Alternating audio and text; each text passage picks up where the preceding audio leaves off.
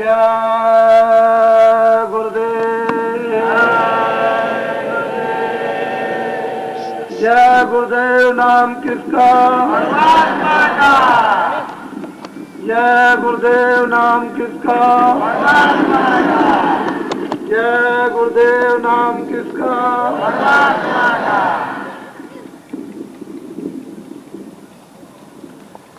नर नारियों, बच्चे बच्चियों, आज बहुत दिनों के बाद इस स्थान पर ये शुभ अवसर गुरु जी महाराज की पुण्यतिथि का आया और उसमें हम सभी नरनारी, बच्चे और बच्चियां जिसको जैसा समय मिला वो लोग सबके सब इसमें भाग ले रहे हैं। एक मानव ये धर्म संगम है। ऐसे मानव धर्म संगमों में मन, बुद्धि, चित्त, अंतःकरण और जीवात्मा शुद्ध और पवित्र की जाती है। प्रयागराज में भरद्वाज ने ऐसा मानव धर्म संगम लगाया। समय समय पर कोई ऋषि मुनि महात्मा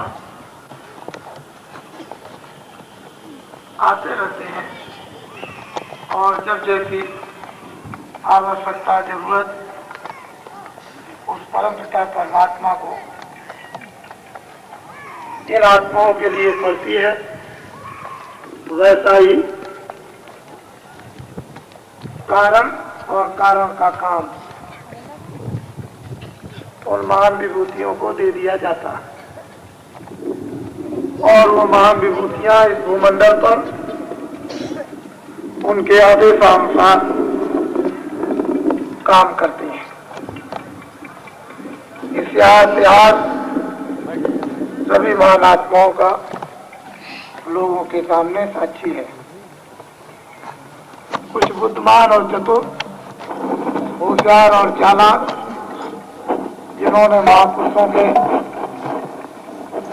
शब्दों को, चौपाइयों को, श्लोकों को बदल दिया।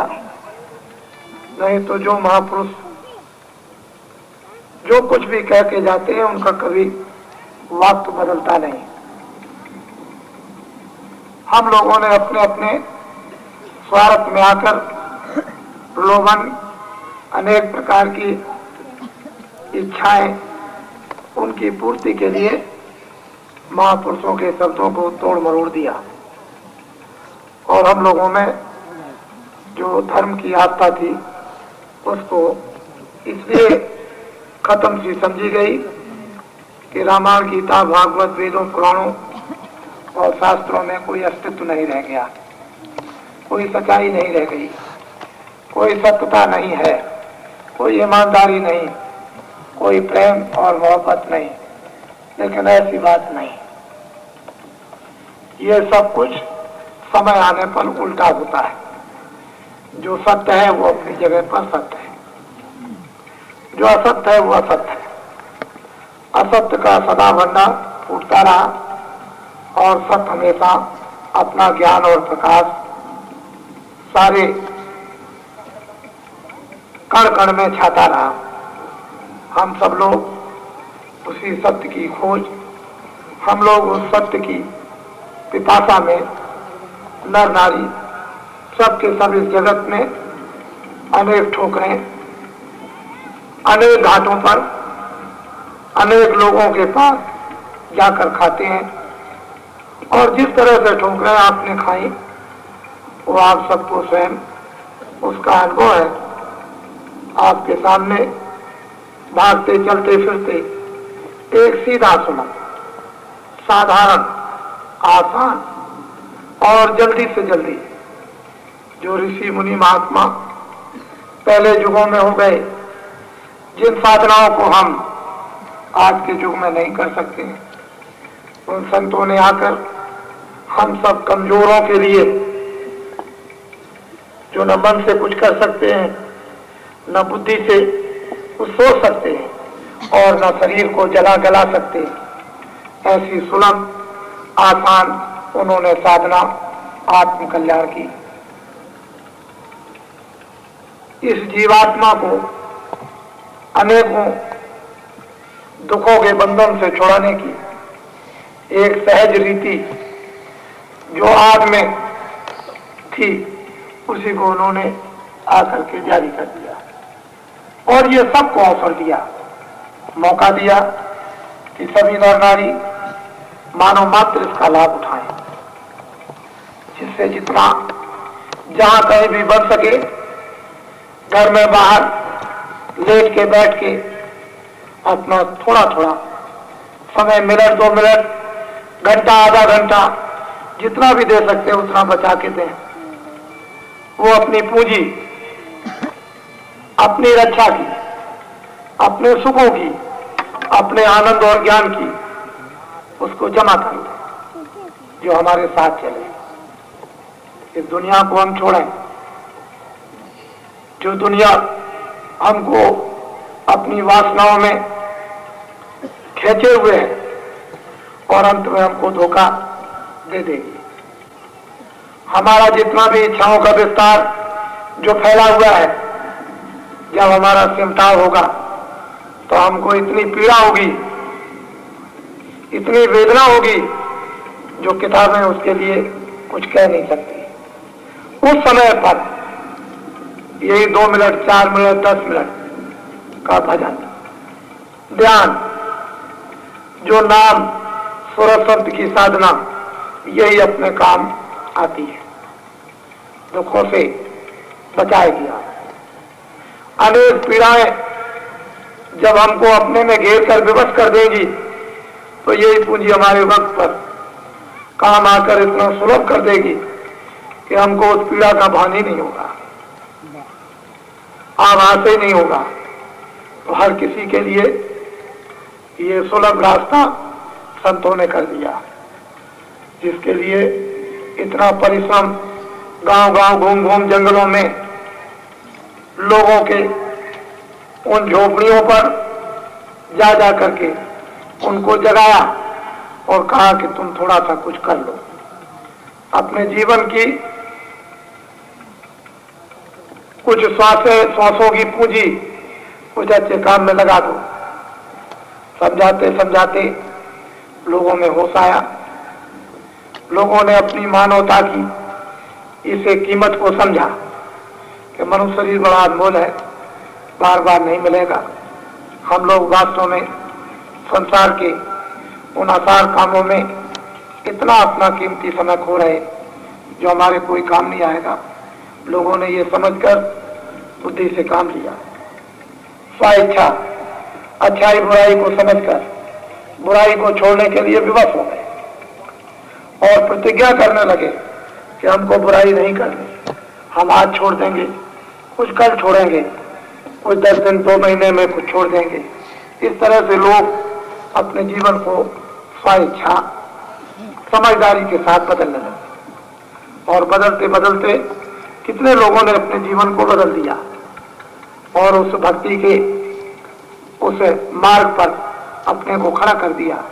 लोग देख करके, संसार के लोग बड़ा चकित और आश्चर्यजनक है कि ऐसी कौन सी बूटी, कौन सी ऐसी जड़ी है जो इनको पिला दी जाती है और ये सब के सब बदल जाते हैं। ये कोई आज की नई चीज नहीं थी, ये पुरातन थी, सनातन थी। जब जैसी जरूरत पड़ी, जब जैसा समय आया अच्छाई और बुराई का, उसने अपना जवानी का जोश दिखाया, बुराई ने भी दिखा दिया और अच्छाई ने भी दिखा दिया। अच्छाई के जो जो सुख हमारे सामने आए, वो धर्म पुस्तकों ने, ऋषियों मुनियों ने सबने अंकित कर दिए और बुराई की जो पीड़ाएं आई, वो भी हमारे सामने ऋषियों ने सब अंकित कर दिए। हमने इन दोनों चीजों का बोध करके, समझ करके, और ये समझ लिया कि बुराई में क्या है और अच्छाई में क्या है। दुनिया के लोग ये बात अब समझने लगे। सारी दुनिया में एक झलक चमकने लगी, आने लगी जरा सी रोशनी कभी कभी, और आसार दिखाई देने लगे। इसमें कोई संदेह नहीं है कि महात्माओं का, प्रेमियों का परिश्रम इस जगत में एक अखत होता है, बड़ा कठिन होता है। पृथ्वी पर पैर रखना, देखना, सुनना उनके लिए मुश्किल हो जाता है। संसार के बड़े तीखे तलवार से भी तेज शब्द होते हैं, उनका भी बर्दाश्त करना मुश्किल होता है, लेकिन भक्त उनको भी फूल बना करके बर्दाश्त कर लेते हैं और एक ऐसी स्थापना देश में करके जाते हैं जो उन भक्तों की हमेशा गाथाएं इस देश में बन गई। हम लोग उनको पढ़ते हैं, आशा रखते हैं, उस पर हमको विश्वास करना ही पड़ता है और लोगों ने विश्वास किया भी। वही चीजें आपके सामने, इसलिए यह अवसर सबके लिए मिला, सबको दिया गया, सबके लिए लाया गया। इसमें किसी भेदभाव की बात किंचित मात्र भी नहीं रखी गई, न वो आंखों में, न कानों में, न बुद्धि में, न भावने में, न सेवाओं में, सबके लिए समान अवसर। और जो आग जलाने का प्रयास किया गया मानव में, वो सबके अंदर, ताकि मानव की जो कुछ भी बुराई दुष्कर्मों के डर लगे हुए हों, वो अग्नि घास की तरह से उसको जला दे। सब लोग निर्मल, पवित्र और स्वच्छ और साफ हो जाएं, और जिन वासनाओं में अनेक पीड़ाएं हमको अनेकों योनियों के उस जन्म और मरण में मिलती हैं, वो भी वासनाएं इनकी खत्म हो जाए, ताकि जन्म मरना जो वासनाओं से होता है वो भी हमारा खत्म हो जाए और हम हमेशा के लिए जहां से आए, जिस रास्ते से आए, जिस घर से आए, जिस परम पिता से, उस प्रभु से जुदा हुए हैं, उसी रास्ते से निकल जाए, उसी रास्ते के उस ज्ञान को, उस आनंद को, और जिसमें से आनंद आता है उसको हम पालें और हमेशा के लिए, सर्वदा और सदैव के लिए हमारा छुटकारा हो जाए। ऐसा सुगम और सीधा रास्ता आपको सौभाग्य से, न मालूम इन दिनों में, इन वर्षों में, इन घड़ियों में, इन श्वासाओं में, इन स्थानों पर कौन सी ऐसी श्वासाएं आ जुड़ी जिन्होंने आपको ऐसी जगह पर ला करके पटक दिया कि आपको विवश कर दिया कि आप जल्दी से जल्दी अपने मालिक को याद कर लो, उसको याद करके अपने आप को साफ हो जाओ, अपने आप को धुल जाओ, निर्मल और पवित्र हो जाओ और यहाँ से निकल चलो। ये आपके लिए बड़ा ही परम सौभाग्यशाली समय आ गया, आपको मिल गया और उसको आप सब के सब अनुभव भी करते हो कि इसमें कोई संदेह की बात नहीं है कि जो हम और आप मिलकर के दोनों परिश्रम कर रहे हैं, ये साधारण परिश्रम नहीं है। और किसके लिए? हम अपने अपने के लिए कर रहे हैं, हम एक दूसरे के लिए कोई नहीं। जब हम अपने अपने का काम पूरा कर लेंगे तो दूसरों के काम करने में हमको इतनी सुविधा, इतनी सरलता और इतनी बर्दाश्त और इतना ज्ञान और इतनी हजम शक्ति हम में आ जाएगी कि हम कितनी जल्दी दूसरों का काम करेंगे। ये तो वक्त और समय से लोगों को देखने को मिलता है। तो ये कार्यक्रम, जिस स्थान पर आप, ये मथुरा नगरी है, ये मधुबन है। लोग कहा करते हैं कि कृष्ण भगवान इस स्थान मधुबन में गौएं चराया करते थे, वही स्थान ये मधुबन है ऐसे स्थान पर आप बैठे। ये कार्यक्रम 11 दिन का है, 25 से और 5 तक का ये कार्यक्रम। और ये आपको सबको बता दिया गया था कि जिसको जितने दिन का अवसर मिल जाए, जिसको जितने दिन की सुविधा अपने घर काम काज से मिल जाए, वो 11 दिन में इसमें सम्मिलित हो जाए तो 11 दिन उसके पूरे समझे जाएंगे। जो नहीं आ सकते हैं, जिन्होंने अपना एक बच्चा, एक बेबी, किसी ने अपना पति, घर वाले ने, अपने पड़ोस वाले ने भेज दिया, किसी कारण बस, काम के बस, बीमारी के बस और हिफाजत रक्षा के बस वो नहीं आ सका या नहीं आ सकेगा और उसकी इच्छा इस कार्य में लगी हुई है, वो भी इसका भागीदार है। वो भी यहाँ की ये पुण्य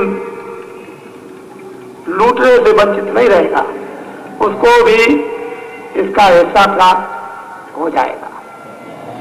इसलिए महात्माओं के यहाँ देने के लाभ और फायदे बहुत रास्ते होते हैं। किन किन रास्तों से दे देते हैं, लोगों को लाभ पहुंचा देते हैं, ये किसी को मालूम नहीं। आप सब प्रेम और सद्भाव से चुप्पी और गुम्बी साध कर बाबा जी आपकी सब कांक्षाओं को, इच्छाओं को अच्छी तरह से अनुभव करते रहते हैं। ऐसा नहीं है कि हम बाहर से कुछ न बोले और अंदर से हमको समझते रहिए, ऐसी कोई बात नहीं। हम बाहर से न बोले लेकिन अंदर से आपकी इच्छाओं को समझते रहते हैं।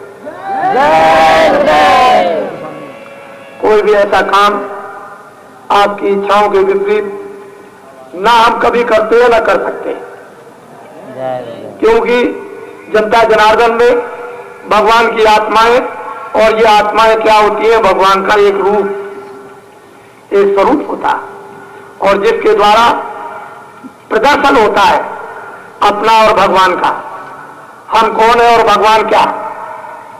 और इस अस्तित्व को, इस सत्यता और सच्चाई को यदि छुपा दिया जाए तो हम भी मिट जाएंगे और भगवान भी मिट जाएगा। न भगवान का अस्तित्व रहेगा और न हमारा कोई अस्तित्व रहेगा। भक्त से भगवान और भगवान से भक्त, इन दोनों का जोड़ा हमेशा चला आया। तो ये आज का कार्यक्रम ये केवल इसलिए प्रारंभिक है। वैसे तो आपको 10 दिन बताए गए, पर हम 10 दिन क्यों बताएं आपको? हमारे यहाँ तो एकादश होता है, एकादश और स्कंद, तो 11 दिन साथ साथ जुड़े रहे। 10 दिन तो जरा शुद्धि होती है, तो 25 से और 5 तक पूरे 11 दिन होते हैं, ये जुड़े हुए हैं। आप सब आज तो ये जितने भी प्रेमी जन जो यहाँ आ गए अपने सामानों पर उपस्थित है, आवाज का इंतजाम ऐसा विधिवत किया गया है कि बैठे बैठे भी अपने स्थानों पर आराम से सुन सकते हो। लेकिन हमेशा इस बात पर याद रखो कि जब अपनी बेबी को भेज दो तो बच्चे को बैठा लो और आप चले आओ तो बेबी कभी बैठ जाए, लेकिन भेजते रहो आदान प्रदान में, ताकि सब लोग सामने दर्शन भी देते रहे और दर्शन करते भी रहे। ऐसा काम आवाज तो सुनाई आपको देगी।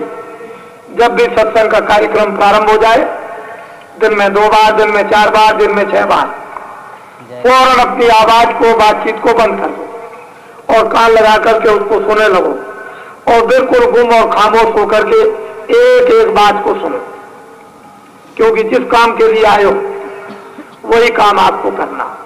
कोई बात मत छोड़ो, सुनना मत छोड़ो, देखना मत छोड़ो, जो भी सेवा मिल जाए सेवा करो। इस तरह से सब तरह से लाभ अपना, आंख से, कान से, हाथ से, पैर से, मन से, बुद्धि से, सब तरह के लाभ। इतना बड़ा जन समुदाय इस तरह से मालूम हो कि जैसे यहाँ कोई आदमी रहता ही नहीं, ये तो आप जान चुके हो अच्छी तरह से कि काशी में तो प्योर शुद्ध निर्मल धार्मिक कार्य हो रहा था, जिसमें 2 करोड़ से भी ऊपर नर नारी थे, और उसकी व्यवस्था आपने स्वयं अपने हाथ संभाल ली थी। जब 2 करोड़ से ऊपर नर नारियों की व्यवस्था आपने झाड़ू पानी इसकी उसकी सफाई मैले टट्टी पेशाब की आपने स्वयं अपने नारियों ने अपने हाथ में ले ली, तो ये 2 करोड़ से ऊपर ये तो थोड़े से लोग हैं। यहां तो करोड़ इकट्ठे होंगे नहीं, न कोई करोड़ इकट्ठे होने का आह्वान है। ये तो गुरु महाराज का कार्यक्रम हो रहा, थोड़े लोगों का आह्वान है, और इसकी व्यवस्था थोड़ी, तो ये तो आप 10, 20, 25 लाख की व्यवस्था तो अपने आप कर सकते हो। ये आपको पता चल गया है कि हमारी व्यवस्था में बहुत ही कम लोग योगदान देंगे। कहने के लिए तो बहुत कुछ कहेंगे, लेकिन उनके मन में हमारी व्यवस्था के लिए योगदान नहीं, बहुत कम देंगे। और आपको अपना स्वयं पाठी, स्वयं सेवी, स्वयं पुरुषार्थी आपको स्वयं बनना, अपने आप अपने को देखो और मुझको देखो। अगर आपने अपने को देख लिया, मुझको देख लिया, तो फिर किसी बात की कोई तकलीफ किसी को होने वाली है। इसलिए जो आपको रीत रिवाज, ऊंच नीच, छोटा बड़ा और गंदा और साफ, जो आपको एक धर्म संगम में सिखा दिया गया, उसको पूरा अपने निशाने पर रखो, और अंत में यही काम आएगा आपके। तो इसलिए निर्मल सात्विक, ये धर्म संगम पवित्रता का है,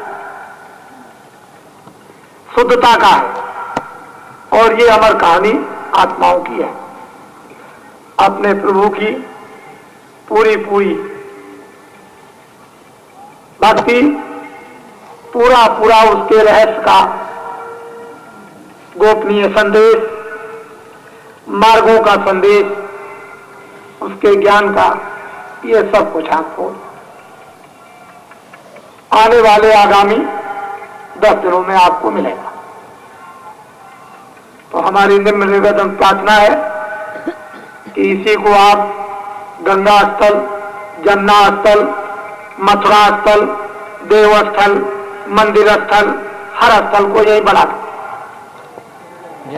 जब आप इसको स्थल बना लेंगे तो आप तो वैसे ही मथुरा की मान्यता को रख देंगे, देवताओं की मान्यता को रख देंगे, विद्वानों की मान्यता को रख देंगे, सज्जनों के सत्कारों को रख देंगे और सज्जनों की चर्चाओं को रख देंगे। लेकिन जब आप खुद नहीं इसको मानेंगे तो फिर कुछ नहीं हो सकता। मंदिरों को आपने देखा, तीर्थों को आपने देख लिया, वहां क्या हो रहा है ये आपने सुन लिया, आंखों से भी देख लिया, विचार भी कर लिया, तो ये सब कुछ है। तो ये मानव धर्म संगम, इसमें सबकी परस्पर प्रेम मोहब्बत मानव मात्र इंसानों के लिए, और आप अपनी कहानी सुनने आए हैं, उसी को जिसको जैसा समय मिले आपको नामदान भी मिल जाएगा, भगवान का भेद भी मिल जाएगा, और आप उसकी साधना में, उपासना में, अभ्यास में लग जाए। तत्काल आपको उसका लाभ भी मिलने लगेगा, अनुभव भी होने लगेगा, दिखाई सुनाई भी देने लगेगा, रस भी आने लगेगा, आपका अंतःकरण मन बुद्धि साफ भी होने लगेगा, अंतर आंख भी आपकी खुलने लगेगी। तो जब आपकी आंख खुलेगी, आनंद आएगा ज्ञान का, वो सूर्य या प्रकाश रोशनी उदय होने लगेगी, जहां तेल बत्ती दिया जल की कोई जरूरत नहीं, तो अपने आप बात सबके समझ में आएगी। ये सब रहस्यमयी वस्तुएं सब मानव मात्र के पास इन सब चीजों का भंडार भरा हुआ है, लेकिन आपने गाड़ दिया और फिर अपने भंडार को खोदना भूल गए। तो इसमें कोई गलती ऋषियों मुनियों महात्माओं और धर्म पुस्तकों की नहीं, अपनी गड़ी हुई वस्तु को धीरे से गंदगी को हटाकर उसको खोद लीजिए और निकाल लीजिए और उसका आनंद ले लीजिए। अमर हो जाइए, मुक्त हो जाइए, जन्म मरण से हमेशा के लिए छूट जाइए, तमाम पीड़ाओं से हमेशा के लिए छुटकारा पा जाइए। ऐसी अमूलक वस्तु सबके पास में रखी हुई मानव मात्र के पास, फकीरों और महात्माओं के पास जाने का काम केवल एक मात्र यही था। हम सभी लोगों से अनुरोध करेंगे कि हमारे पास जो भी मिलने आया करें, वो अधिकांश में 12 आने हिस्सा तो धर्म का रखें और 4 आने हिस्सा चलता फिरता भौतिक बात का रखें, तो आपकी समझ में सब कुछ आ जाएगा।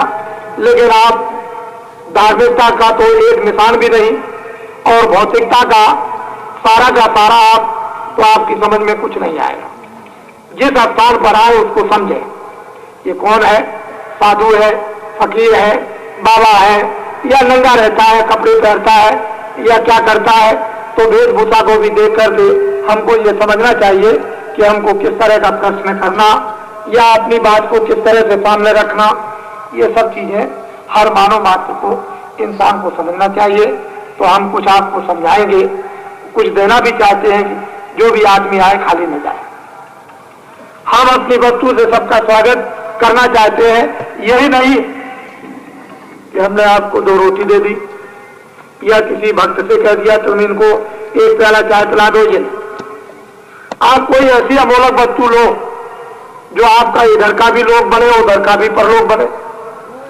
ऐसी वस्तु को देना चाहता हूं, लेकिन अपने दरवाजे को आप बंद मत करो, खोल करके आओ कि मुझे दोनों चीजें मिले।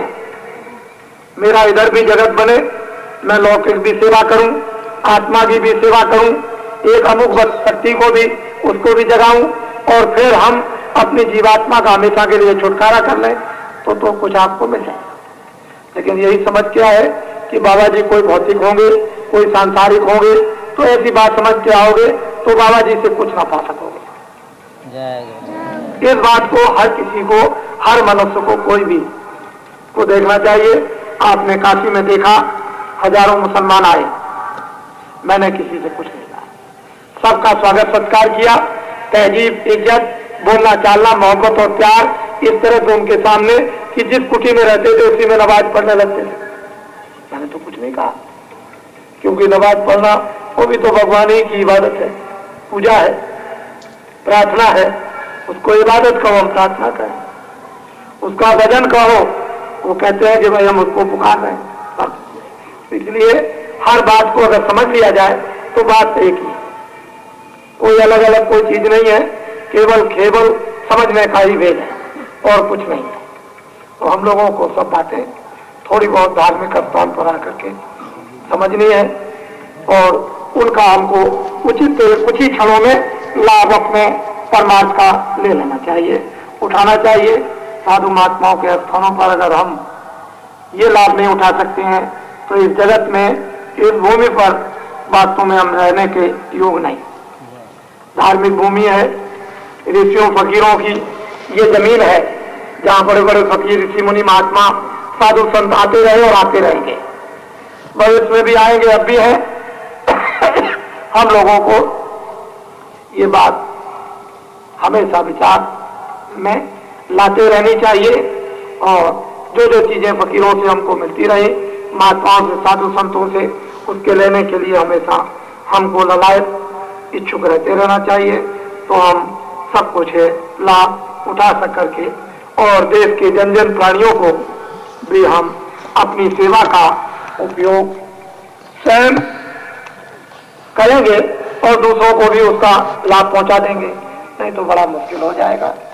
बहुत देश के लोग ये बात समझने लगे। ये जो आपके सामने एक धार्मिकता की निशानी, एक पगड़ी आई, इसका लोगों ने इन चंद दिनों में विरोध करने की भावना प्रकट की, लेकिन मैंने प्रेमियों को यही समझाया कि आपको कुछ नहीं करना, अपने काम में जो पक्का उतरेगा वही पार जाएगा।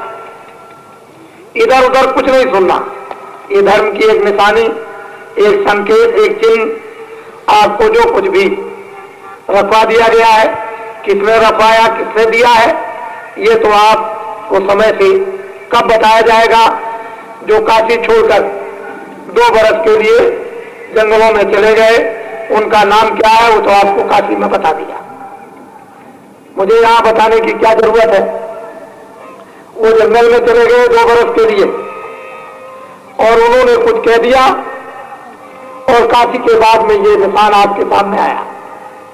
तो इसलिए आप लोग अपने निशान को एक स्तंभ समझे, एक चिन्ह समझे, एक मर्यादा समझे, एक आन समझे, एक देन समझे, एक कुछ रहस्य समझे, कुछ लीला समझे, कुछ न कुछ जो आपकी समझ में आए उसको समझे। और इसके बाद ये तो सब बाद में सबको समझ में लोगों की आ ही जाएगा, उसके लिए कोई ऐसी बात नहीं है। हम जो कुछ भी कह रहे हैं आपके सामने कुछ समझ के कहा है, बेसमझी से कोई बात नहीं की। तो आप लोग धार्मिक बनो। देश में धर्म का लोगों ने निशान मिटाना चाहा था कि धर्म का निशान मिट जाएगा, लेकिन ये जमीन है, ये भूमि है, यहाँ के कण और यहाँ के जर्रे जर्रे में ओत पोत धर्म समाया हुआ। जब जैसी जरूरत पड़ेगी इसमें से एक जर्रा, एक कण निकल करके बाहर आएगा और दुनिया में एक ही दफे में न मालूम हवा की तरह से क्या कर देगा। तो इसलिए आप उस कठिनाई को कठिनाई कभी मत समझो। जब कठिनाई को कठिनाई नहीं समझा जाता है, वही आपके लिए कठिनाई सुलभ हो जाती है। हम जानते हैं, हम समझते हैं कि जब से लोग इस रास्ते पर चले, लोग देखते चले, अनुभव करते चले। आज देश के अंदर 5 करोड़ आपके नर नारी जो इस रास्ते पर चलकर भगवान का भजन करने लगे। एक मामूली समुदाय, एक मामूली संगठन प्रेम का देश में नहीं, एक बहुत बड़ा संगठन और समुदाय भारत में खड़ा हो गया। जो लोगों ने कभी भी कांक्षा, कभी इस बात के लिए सोचा ही नहीं था कि धार्मिक देश में इतना सच्चा एक समुदाय खड़ा हो जाएगा, कभी भी किसी में कल्पना भी नहीं उठती थी। और हिंदुस्तान के तमाम लोगों ने ये कल्पना आ गई कि वास्तव में कोई बात तो जरूर है। तो इसलिए ये सच्चा काम है, इसमें कोई बनावट का नहीं। तो आप लोग एक एक कण को, अपने अध्यात्म को अंदर में साधना के द्वारा, सुमरन भजन और ध्यान के द्वारा धीरे धीरे बिखरी हुई चिंगारी को अपने अंदर में जमा कर लो। वही बिखरी हुई चिंगारी जब एक सूरज की रोशनी के समान एक समूह बना करके जब सामने खड़ी हो जाएगी तो कितना क्या काम करेगी आपको तो नहीं मालूम। जब मालूम होगा तभी चिल्लाओगे, ऐसे कोई चिल्लाता नहीं है। तो जो चिंगारियां बिखर गई हैं उसको जल्दी से, जो चुन चुन करती हैं इधर उधर जुगनू की तरह से, उनको सबको ला करके एक जगह पर उनको इकट्ठा कर लो। सुमरन से, नाम सुमरन से, ध्यान लक्ष्य से और भजन करने, उसको सबको इकट्ठा करो, देखो फिर क्या होता है। और एक एक बात को हमेशा याद रखो कि 75 के पहले क्या कहा, बाद में इसके क्या कहा, अब आपके सामने क्या कहा जा रहा और फिर आगे क्या कहा जाएगा। एक एक बात को आप हमेशा अपनी याद रखो। हमारी बात में अपनी बात को मिलाओ मत। हमारी बात को अपने अंदर में बिल्कुल ज्यों की त्यों बैठा, मिलाने की जरूरत नहीं है। हमारी बात में तुम्हारी मिल जाएगी तो गड़बड़ हो जाएगा। अपनी बात को निकाल दो, हमारी बात को रख लो और अपने को और हमारे को एक बना लो। बस वही आपकी हमारी एक हो जाएगी। न तुम अलग होगे न हम अलग होंगे, एक कर लो। इसलिए अच्छा है, आपके दर्शन हो रहे। हम जान रहे इस समय पर कि हमारा अगर सब लोग इस मैदान में जितने भी आए हुए अपने अपने डेरों पर बैठे हैं सब आ जाएं, तो ये आज ही मैदान पूरा का पूरा इसके अंदर का फेल हो जाएगा। हम आज ही समझ रहे हैं, लेकिन भंडारा तो गुरु महाराज की स्मृति का, उनकी यादगार का 28 की रात्रि जब 12 बज के कुछ मिनट होते हैं तो उस समय पर प्रारंभ होती है और 29 लग जाएगी। तो लोग तो उधर से ये समझ करके चल रहे हैं कि मुझे 28 को पहुंचना है। आज के लिए सब लोग नहीं, 28 के लिए, फिर बाकी दिनों में अपना समय लगाएंगे। तो भंडारा 29 और 28 की रात्रि को, और आप अभी तो इंतजाम हो ही रहा था। मैंने मध्य प्रदेश का, गुजरात का, राजस्थान का और हरियाणा का अभी दौरा किया, और उत्तर प्रदेश अक्टूबर में 6 से जो इतना विशाल दौरा किया जिसमें 1 करोड़ से ऊपर लोगों को नामदान दिया और 2 करोड़ के लगभग रास्तों में खड़े रहे। कितनी मेहनत की है, जो लोग साथ में रहे उन लोगों ने देखा है कि इतनी मेहनत करने वाला आदमी, और फिर आज करके यहाँ मेहनत कर रहा हूँ जिस मेहनत को आप सब लोग अपनी आंखों से देखते। मैं भी एक आदमी हूँ, कोई लोहा नहीं, और फिर आप जानते हो कि बुढ़ा हूँ, कोई जवान नहीं, लेकिन जवान का काम करता हूं, ऐसे जवान नहीं। हमारे यहाँ एक बहुत बड़े नेता आए थे, उनसे जब बात होने लगी, उनका नाम श्री जगजीवन राम जी। मैंने कहा जगजीवन राम जी, कोई उम्र आपकी उम्र से मेरी उम्र कम नहीं, ऐसा मत समझिए कि मेरी उम्र ज्यादा है और इनकी उम्र कम होगी। मैंने उस जमाने को देखा है जब 4 पैसे की मजदूरी थी, एक मजदूर दिन में 4 पैसे पाता था और 12 रुपए तोला सोना बेचता था। तो आपसे कम उम्र नहीं है, लेकिन काम बहुत करता हूं और बड़ा अनुभव है। उस जमाने को, अब के जमाने को देखा, उन इंसानों आदमियों को देखा, उस प्रेम मोहब्बत को, और अब देखा उस धर्म को देखा। ये धर्म के लिए लोग शहीद हुए थे कि इससे भी निर्मल और पवित्र धर्म आकर सारे देश में व्याप्त हो जाएगा, और जल्दी से जल्दी, यानी यहाँ के लोगों को बाहर के निकालकर और यहाँ पर वो स्थापना सतयुग की होकर सारा सारी सतयुगमय आनंदमय हो जाएगा। वो सारी कल्पनाएं और सारे व्याख्यान ये सब के सब एक तरह से व्यर्थ हो गए, और ये कुछ का कुछ बन गया। मैं तो ये देखता हूं कि एक नरक की शक्ल पैदा हो गई, नरक बन। इस नरक में से निकलने के लिए महात्माओं की जरूरत पड़ेगी। बिना महात्माओं के इस नरक कुंड से इन इंसान आदमियों को निकाल सकता है तो महात्मा और फकीर, और कोई नहीं। तो इसलिए आप भाग्यशाली हो, और यहां पर सारे राजनीतिक लोग यहां पर आपके दर्शन के लिए हर रोज उपस्थित होते हैं, हर रोज सुबह शाम दोपहर में आते हैं। मैं उनसे कहता हूं आप ढंढोरा पीट के आओ तो मैं आपका स्वागत सत्कार भी करा दूं, लेकिन आप चुपचाप आ जाते हो। आप ढंढोरा पीट के क्यों नहीं आते हो?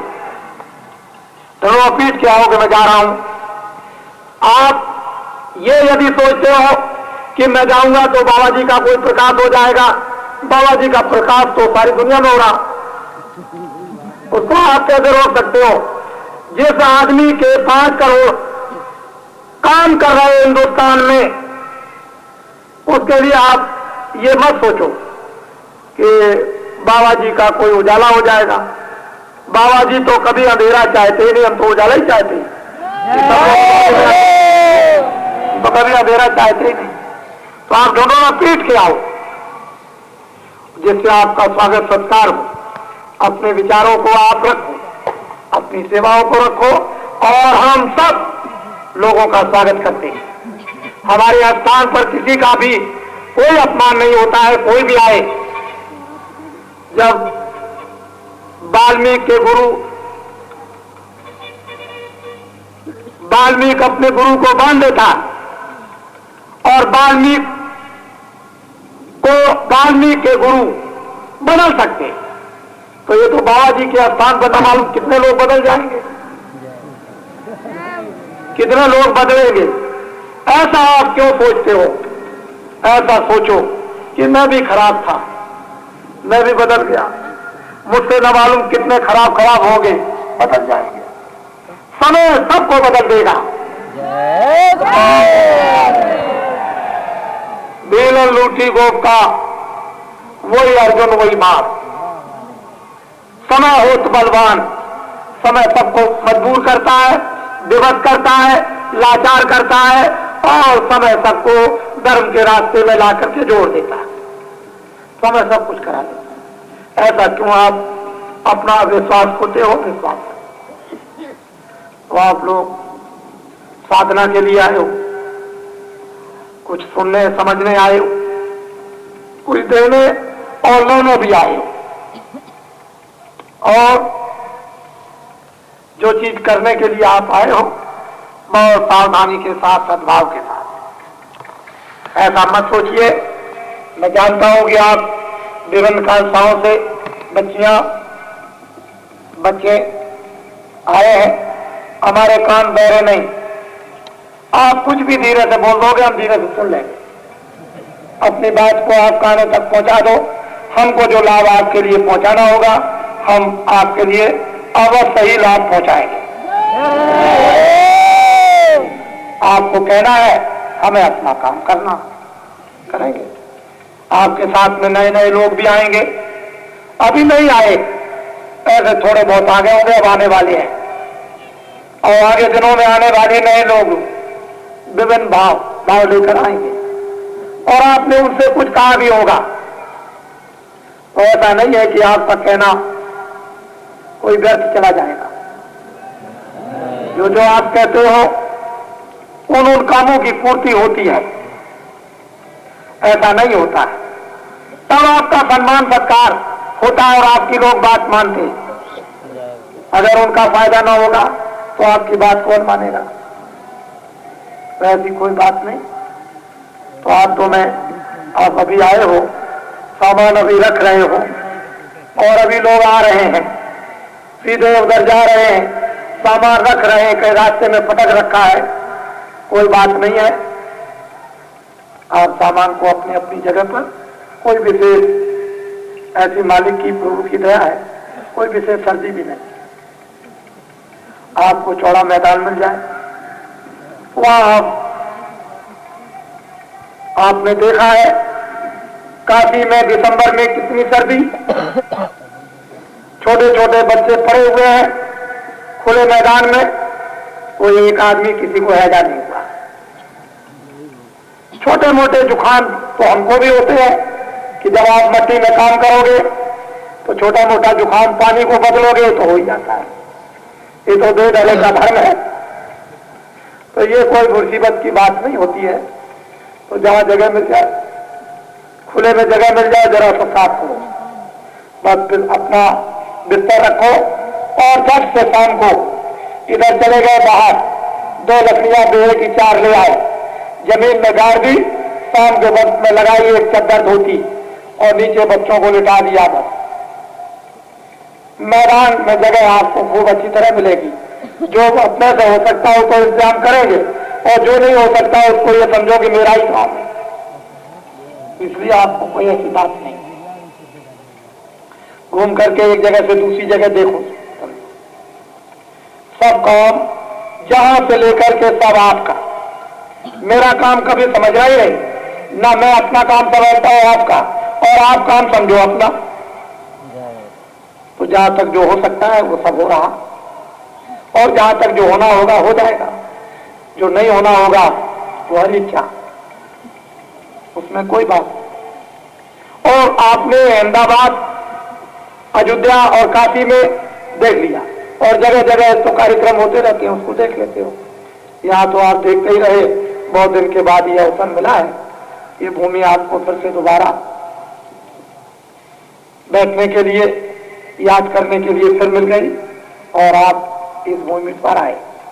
लेकिन जो हमारी भूमि चली गई, अभी तक वापस नहीं मिली, वो अभी तक तो नहीं मिली है, आगे देखा जाएगा जैसा भी होगा। लेकिन है तो समाज की, इस पर आपको बैठना है। लेकिन अड़ोसी पड़ोसियों ने कह दिया कि आप बाहर के लोगों को इस भूमि पर अच्छी तरह से आकर के विश्राम कराइए, हम लोगों से जो कुछ भी सहयोग, सहयोग कुछ नहीं है, सकल भूमि गोपाल की, भगवान की भूमि है। तो मैं ज्यादा समय के लिए नहीं आया हूं, मुझे तो थोड़ा सा समय आज प्रारंभ में देना था। सब लोग प्रेम के साथ जो जिधर आए उस तरफ को दे दो। जिस मैदान में चारों तरफ कहीं कोई किसी तरफ चला जाए, वहां रह जाए किसी तरफ। इस स्थान के पूर्व, पश्चिम, उत्तर, दक्षिण में चारों तरफ बसाव है, बराबर आपके लिए स्थान बना हुआ है। इधर जाओगे तो मिलेगा, इधर जाओगे मिलेगा, पीछे जाओगे मिलेगा, और इधर सामने आपके लिए जिधर भी जाओगे रहने को जगह मिल जाएगी। जहां भी जोटली पोटली जो कुछ भी लेकर आए, फौरन जिधर देखो उधर रवाना कर दो कि उस तरफ चले। यह स्थान केवल आपको बैठने के लिए है, इसमें कोई बचावट नहीं है, इसमें सब लोग बैठेंगे। और यहाँ पर जो एक आपके लिए दृश्य है, एक नाटक, एक लीला ईश्वर की रहस्यमयी जो देखने को आपको यहाँ मिलेगी, वो मथुरा के इतिहास में अभी तक आपने ऐसा कभी नहीं देखा होगा। वैसे मैं मथुरा वासियों को भी सूचना, शहर वालों को कर दूंगा, देहातों में सूचना सब पहुंच गई। मेरा ऐसा अंदाजा है कि अब की बार मथुरा जिला का और आपके अड़ोस पड़ोस में जो जिले लगे हुए, मथुरा जिले को छोड़कर उस जिले का भी लगभग 10 लाख आदमी आएगा इसको देखने के लिए। जय धन्यवाद। तो इसलिए यहाँ भी सूचना शहरवासी नर नारी, बच्चे बच्चियों को भी करा दी जाएगी मथुरा शहर में, और गांव में सूचना पहुंच गई और सब लोग तैयारी करने लगे। सत्संग ऊंचा से ऊंचा धर्म संदेश मिलेगा, उसके पश्चात यानी नाटक जो आपके सामने होगा, वो मथुरा के इतिहास में आपको ऐसा देखने को नहीं मिला। कोई आप में इसको कुछ लगना नहीं, लगने वाली कोई बात नहीं।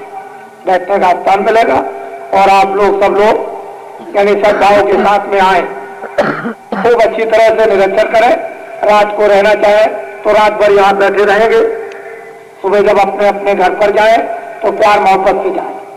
सब लोग यहाँ के आए हुए अतिथियों की गांववासी सेवा करें। ये समझे कि हमारी भूमि पर इतनी इतनी दूर से आए हैं, तो हम लोगों का कर्तव्य हो जाता है कि नाथ यही सेवकाई और बसन भूषण ले न चुराई। आप लोग इतनी इतनी दूर से आए हो, हम और कुछ नहीं करेंगे, लेकिन इतनी जरूर अच्छा करेंगे कि आपके सामान और आपके कपड़े इनको कोई आदमी उठा नहीं सकता। गाँववासियों को, ये ब्रजवासियों को और मधुबन वासियों को और मथुरा वासियों को करना ही चाहिए, क्योंकि ये तो आपको अपने धर्म स्थान की मर्यादा को रखना है। ये तो जरूरी काम करना, जिससे कि ये लेकर के जाएं कि हम मथुरा भूमि पर गए थे तो बहुत अच्छी तरह से प्रेम मोहब्बत से सब लोग रहे, मिले जुले। सामानों के लिए दुकानें लग गई। ये आप कानों से अच्छी तरह से समझ लें, हमारी तरफ से किसी दुकान का कोई किराया नहीं, और इनको बिजली दे दें और बिजली का कोई भी खर्चा नहीं। जो भी दुकान पर कोई भी बिजली लगाएगा उसका बल्ब का कोई भी किराया इनसे नहीं दिया जाएगा। किसी तरह का भी कोई मेरी तरफ से कोई वसूली किसी तरह से नहीं। ये सब कार्य सब सेवा का हो रहा है। जिस तरह से ये सब कुछ सेवा हो रही, इसी तरह से यह है। तो हर तरह की आपको दुकानें मिलेगी। उस दुकानों पर दुकानदारों को चाहिए कि उचित मतलब मुनाफा लें और आए हुए लोगों को जो भी सामान हो उसको उचित मुनाफे पर इनको दें। मैं ये शहरवासियों से अनुरोध करूंगा जो दुकानें लगाए हुए, ऐसा नहीं कि जिससे कि लोग अधिक से अधिक सामान लें, जिससे कि आपको यानी कम और अधिक ज्यादा सामान बिक्री में आपको अच्छा मुनाफा हो जाए। जब आप सस्ता रखेंगे ज्यादा बिक्री होगी, मुनाफा ज्यादा हो जाएगा। तो यह आपकी भी मान्यता अपनी भी रखनी है और आपको भी अपना काम रखना है। इस तरह से सब लोग मिलजुल कर अपना काम सब समझो कि ये धर्म स्थान का काम अपना सबका है और सब लोगों को सहानुभूति रखनी है। बोलो जय गुरुदेव, जय गुरुदेव। लोगों मेरी बात को एक ध्यान से सुनो। जिन्होंने इमरजेंसी लगाई थी आपातकाल में, उनका मेरे पास में संदेशा आया है कि मैं बाबा जी के दर्शन करूंगा और वहां की संगत के दर्शन करूंगा। और वो परसों रात्रि को मेरे पास जो उनका संदेश उनके यानी व्यक्तियों द्वारा आया है, वो 27 तारीख को रात्रि को 9 बजे के लिए। तो हम लोगों को सबको अपने आश्रम की, स्थान की पूरी मर्यादा को, कि कोई आपके दरवाजे पर कोई भी आए तो आपको अपनी जबान को बिल्कुल, हमको किसी की बात को सुनना चाहिए, अपनी बात को रहना चाहिए। ये हम जानते हैं कि आपको बहुत तकलीफ है, लेकिन जब आपके यहाँ आया तो आपको अपनी भावना बिल्कुल ठीक रखनी। और हमारे यहाँ कोई आदमी बोल भी नहीं सकता। कोई भी आओ हमारे आश्रम में और आपके आने का आपका दरवाजा खुला हुआ, हमने किसी का दरवाजा नहीं बंद कर रखा। इस बात के लिए सब लोगों को यह ध्यान में रखना चाहिए, क्योंकि यह स्थान तो है जहां आप इतनी दूर से आए हो। आपके इस गंगा स्थान पर आकर के कोई आदमी आए तो क्या बात, कोई आओ, हिंदू आए, मुसलमान आए, ईसाई आए, छोटा है, बड़ा है, पढ़ा लिखा है, अनपढ़ आए, ये तो आपके स्थान का गौरव मर्यादा, कोई इसकी बात नहीं। बाकी बातें आपको बाद में समझा दी जाएगी। जय गुरुदेव,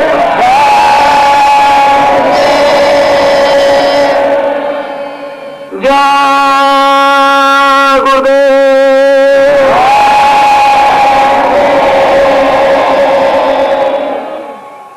आप सबके सब समाधि स्थल में बैठे हुए, आप तो रहेंगे चुप।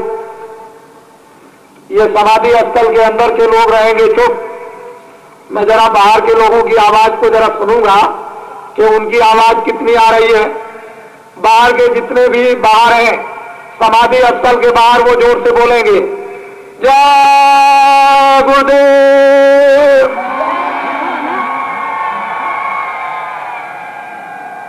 देखिए कितनी दूर से आवाज आ रही और कितनी आवाज आ रही। फिर जोर से बाहर के बोलेंगे जय गुरुदेव।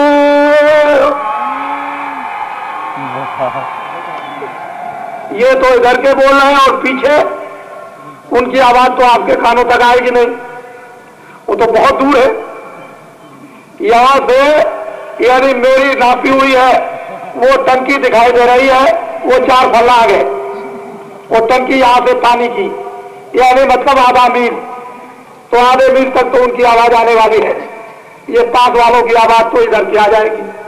तो ऐसा मालूम होता है उनकी आवाज से कि जितने भी लोग आप अंदर बैठे हो, आपसे ज्यादा लोग बाहर हैं। सब लोग बोलो जय गुरुदेव।